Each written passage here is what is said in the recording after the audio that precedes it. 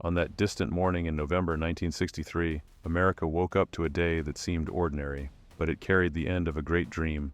John Fitzgerald Kennedy, the 35th President of the United States, carrying on his shoulders the hopes of an entire generation and the fate of a nation walking confidently toward the future. But behind that shining image, there were shadows, enemies within, foes without. The Cold War was at its peak, Cuba still looming with nuclear missiles, and the American South boiling under the fire of racism. Kennedy seemed larger than his enemies, a leader with a magnetic charisma, speaking to the nation on television, silencing the streets. Yet he was not loved by all. In Texas, where he would receive the fatal shot, not everyone greeted him with roses. November 22nd, Dallas, an open car, a wide smile, a waving hand, a promise that never completed its journey. In this documentary, we will return together, minute by minute, to the day that changed everything. The day Kennedy was killed, what happened inside the motorcade and the Oval Office. In November 1963, John Kennedy was preparing for his re-election campaign. His popularity was high in the North, but the South, especially Texas, was different. Divisions within the Democratic Party, tension between conservatives and liberals, and security concerns were obvious to everyone. Inside the Oval Office, papers were scattered on the table, and advisors were murmuring over the political map of Texas. Lyndon Johnson carefully proposed the visits program, while a security advisor warned about the risks of an open car. Lengthy discussions took place. Should Dallas be visited? Should the president ride in an open motorcade? Would Johnson accompany him? Kennedy calmly and decisively says, "I won't look afraid. People want to see me, not hide behind glass." The security aide replies anxiously, "Mr. President,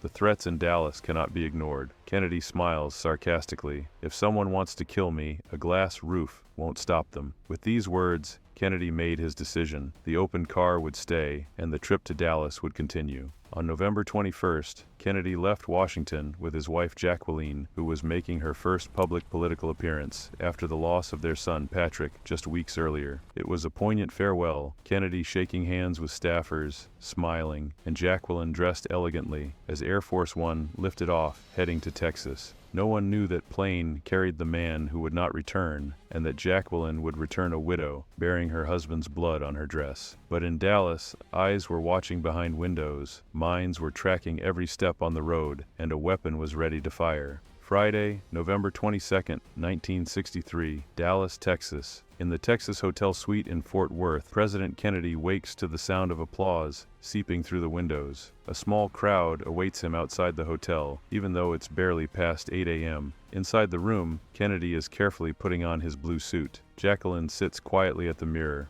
brushing her hair. Aides enter one by one, briefing him on the day's packed schedule. At 8:45 a.m., the president steps outside to deliver a short speech in front of the hotel. He speaks of the nation's challenges, of strength, of the future. Afterward, he boards the plane with Jacqueline, heading to the next stop, to Dallas. At 11:37 a.m., Air Force One lands at Love Field. Crowds gather, cameras flash, and every movement is being tracked. Yet it would be the last time the world would see the president alive among the public. In the background, Secret Service agents are watching everything. Quiet discussions unfold among them. It was supposed to be a light, celebratory day, just a short 16-minute ride from the airport to the Dallas Trade Mart, where Kennedy would give another speech to business leaders and citizens. But something changed as the motorcade turned onto Elm Street, downtown, just minutes away from a building that would change everything. The open-top car moves forward slowly. Jacqueline waves to the crowd. Kennedy smiles with confidence. At exactly 12:30 p.m., President Kennedy's motorcade turns onto Elm Street in downtown Dallas. The crowds are still waving,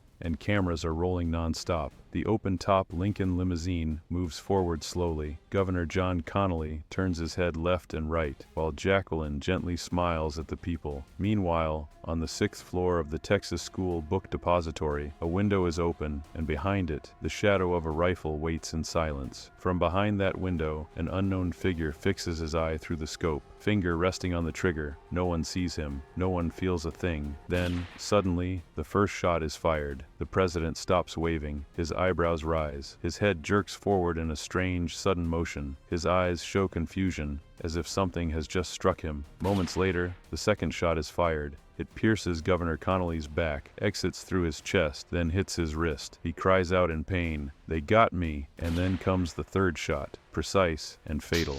The bullet strikes the president's head, shattering his skull. Blood bursts into the air. The smiles vanish. The minute turns into an eternity of horror and silence. Jacqueline is frozen in shock. She doesn't scream. She doesn't cry. Instead, driven by some deep maternal and wifely instinct, she climbs onto the back of the car, reaching out as if to recover a part of his shattered skull. No one knows where the bullets came from, how many were fired, or whether the danger has truly passed. Minutes later, the limousine arrives at Parkland Hospital. The noise gives way to heavy silence in the emergency hallways as doctors run toward Operating Room 1, carrying the president. But the truth is, it was already over. At exactly 1 p.m., the official announcement is made. President John F. Kennedy is dead. With just 3 bullets, America lost its leader, and the dream that walked bareheaded through the streets of Dallas was shattered. And yet, that wasn't the end. It was only the beginning, because while his body lay still in the operating room, chaos exploded in every direction. In the White House, at the CIA, in the Pentagon, and across the phone lines of the world. At the moment Kennedy's death was announced, America had not yet processed the shock, but the nation doesn't wait for grief. It doesn't pause for loss. Institutions must move, and national security grants no time for tears. In Washington, the Oval Office began receiving a flood of urgent calls, phones ringing endlessly from the Pentagon, from Congress, from major foreign capitals. Questions raced ahead of answers. Was this the act of a lone gunman, or the beginning of a broader attack? Could this be the spark of World War III? Inside the White House, disbelief took over, each glance concealing one pressing question: who is leading the country now? The United States was without a president for only 30 minutes, yet it felt like the longest 30 minutes in the history of the Republic. Vice President Lyndon B. Johnson had been in the car, just behind Kennedy. As the shots rang out, Secret Service agents lunged toward him, shielding and swiftly escorting him to Air Force One. Total secrecy was imposed. No information about his location was released, for fear he might also be a target. Though the plane was fully fueled and ready for takeoff, a firm decision was made.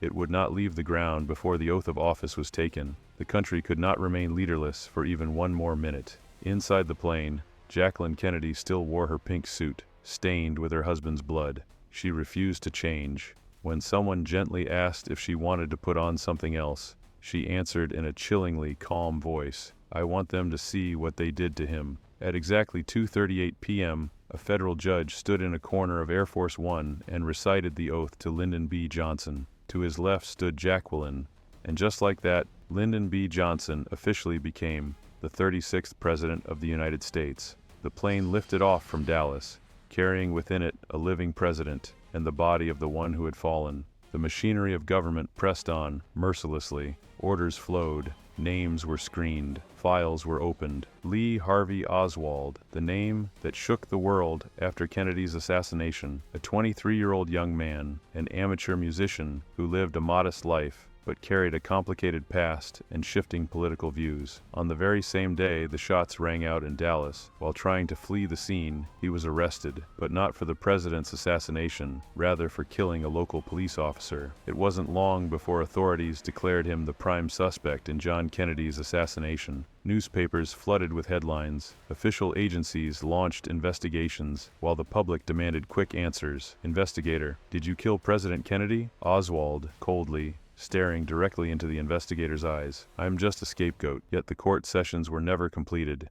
The evidence was never fully presented, and Oswald was never given a chance to defend himself. On November 24th, while being transferred under heavy guard, an event shook the entire world. Jack Ruby, a well-known nightclub owner in Dallas, fired the fatal bullet. He carried out his act in front of journalists, cameras, and police, a scene that seemed designed to silence the man before he could say one more word. With his death, a newly started investigation was abruptly cut short, and the assassination shifted from a crime to an open mystery, from an intelligence file to a field of speculation and conspiracy theories. The most important question was no longer, did Oswald kill the president? But instead, was Oswald the lone actor, or merely a tool within a larger scenario? From that moment, Kennedy's assassination was never seen as just a passing historical event, but as a deep mystery that renews itself every time someone tries to get close to the truth.